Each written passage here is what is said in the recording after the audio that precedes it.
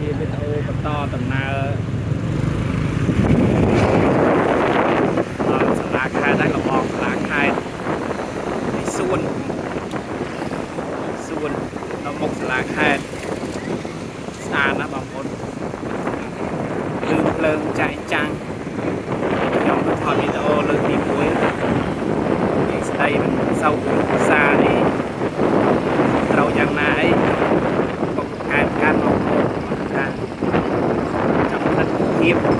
នៃការវាស្អាត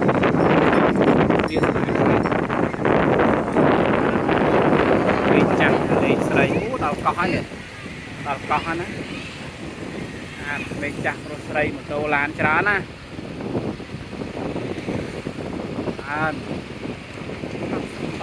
កោះស្អាតណាបងប្អូនបងប្អូននៅក្រៅប្រទេសនេះមានស្រុកកំណើតខេត្តពោធិ៍សាត់ណា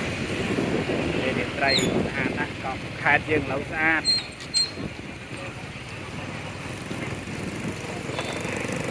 ដល់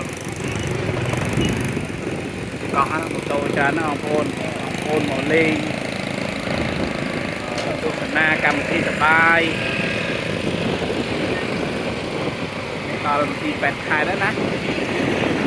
8ខែយើងធ្វើដំណើរបន្តទៅទៀតមកទៀតត្រីស្អាតចឹងហើយ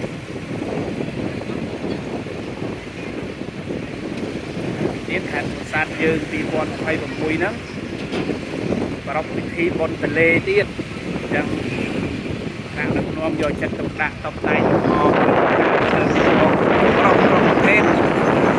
សូមអរគុណដល់អភិបាលខេត្តបានយកចិត្តទុកដាក់អភិបាលខេត្តស្អាតណាស់បងប្អូន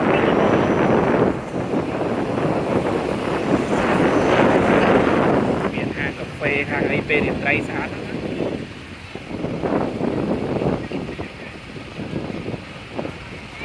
ណាថ្ងៃស្អែកគេអុំទុកពី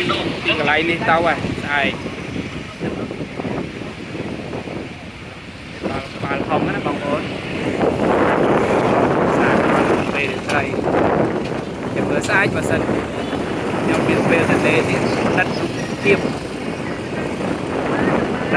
ញ៉ាជូនបងប្អូនហើយទាំងអស់ខេត្តពោធិ៍សាត់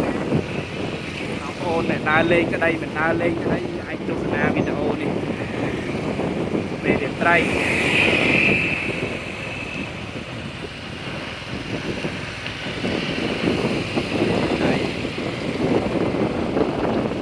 ហើយគឺអុំទូកន្លែងនេះបងប្អូនហើយអុំទូកបើលេងយំអញ្ចឹងមើលទឹកដូចជាមិនសូវឃើញសោះនោះវត្តកែវសវណ្ណស្អាតចែកចាំង